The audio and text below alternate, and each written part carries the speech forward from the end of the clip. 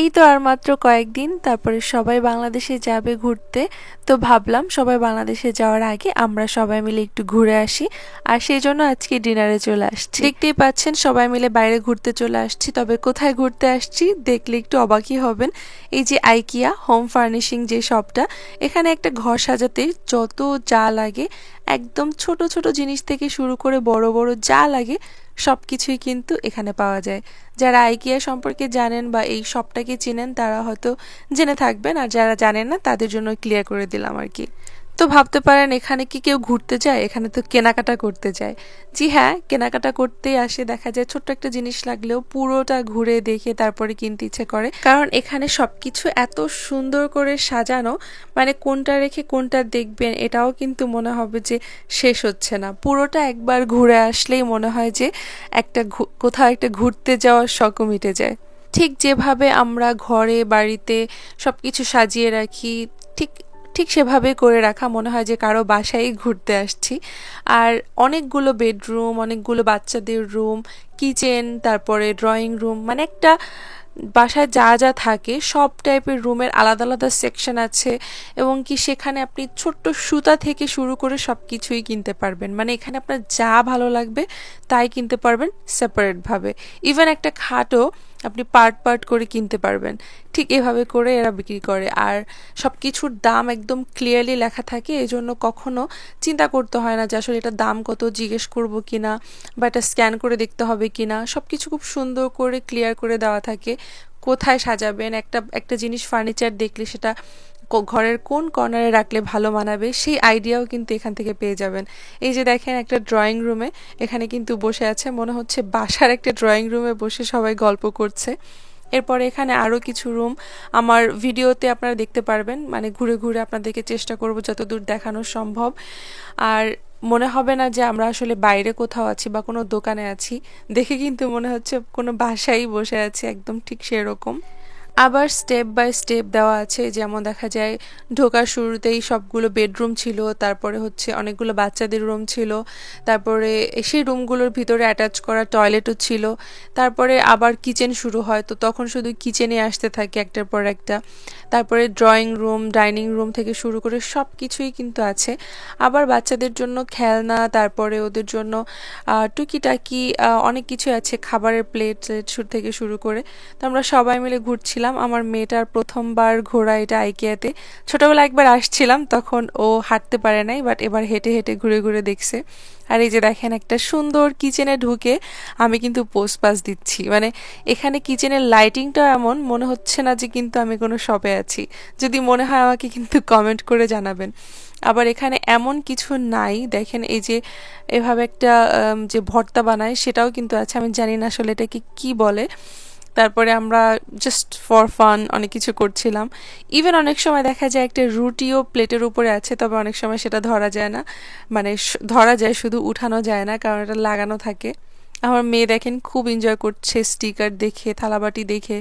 তবে ও খুব ভদ্রভাবেই ঘোরাফেরা করছিল, বেশি জ্বালাতন করেনি, বিরক্ত করেনি। তো এখানে আমরা কেন আসলাম, আসলে এখানে একটু ঘুরে ঘুরে দেখতে ভালোই লাগে। অনেক সময় দেখা যায় বাসার কিছু লাগলেও আমরা কিন্তু সেটা নিতে পারি। আমাদের বাসায় রিসেন্টলি হচ্ছে একটা টেবিল ভেঙে গেছে, তো আমরা আইকিয়া থেকে একটা টেবিলও নিয়ে নিয়েছি রিসেন্টলি। এই ভিডিও শেষে আপনাদেরকে দেখাবো। তবে হ্যাঁ, এখানে যে ডেকোরেশনের যে জিনিসগুলো দেওয়া আছে সেগুলো কিন্তু এভাবে আমরা নিতে পারবো না। কোনো ডিসপ্লে থেকে যে ফার্নিচার যেগুলো আমরা দেখবো, এই খেলনাগুলো নেওয়া যাবে, তবে যে ফার্নিচারগুলো আমরা দেখব সেগুলো কিন্তু ডিসপ্লে থেকে নেওয়া যায় না। সেগুলো ওদের আবার স্টোর থাকে। এই পুরো শপটা নিচতলায় একটা স্টোর থাকে, বড় স্টোর। ওখানে নাম্বার খুঁজে খুঁজে আপনাকে বের করতে হবে যে কোন ফার্নিচারটা আপনি ডিসপ্লে থেকে চুজ করেছেন। তো তারপরে সেই নিচের স্টোরেজ থেকে ওই নাম্বারটা মিলিয়ে খুঁজে তারপরে এমনভাবে কিনতে হবে যে মনে হবে ওইটা কি কিছু বোঝা যাবে না, একটা বক্সের মধ্যে থাকবে। আর তারপরে বাসায় যেয়ে নিজেদের মতো গড়ে গুছিয়ে তারপরে ফার্নিচার বিল্ড আপ করতে হবে।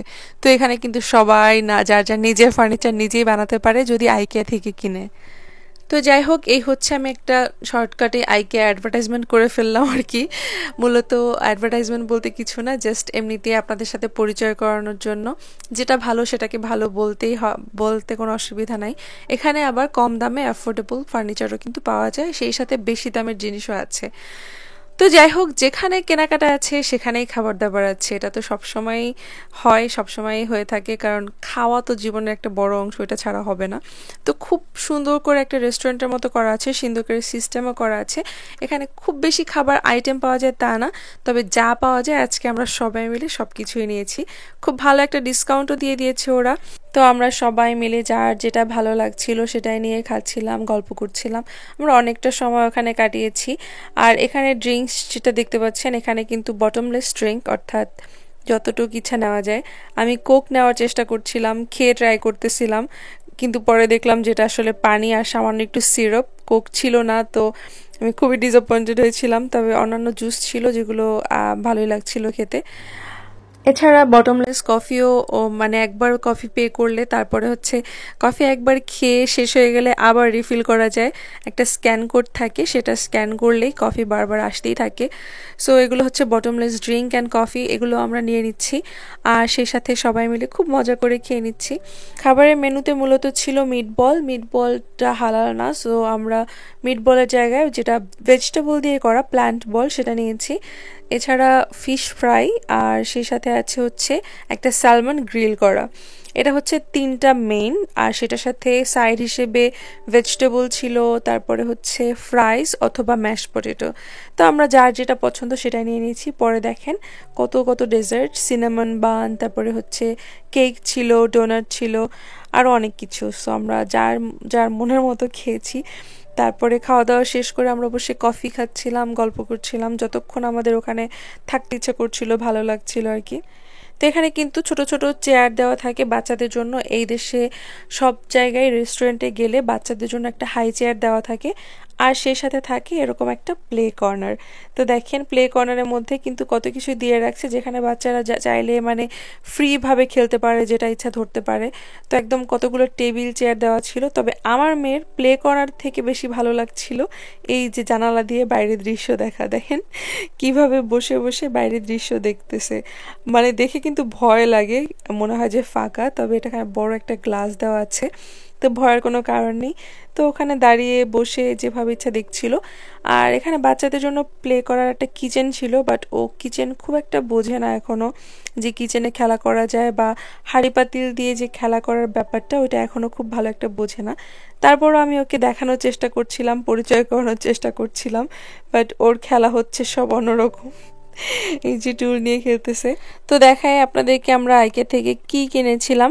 আইকে থেকে একটা টি টেবিল, অর্থাৎ সোফার সামনে যে কফি টেবিলটা থাকে, সেটা আমাদের যেটা ছিল সেটা ভেঙে গেছিল। ওটাও আমরা আগেও এটাই কিনেছিলাম আইকে থেকে, জাস্ট অনেক দিন ইউজ করা হয়েছে তাই ওটা হচ্ছে নড়বড়ে হয়ে গেছিল।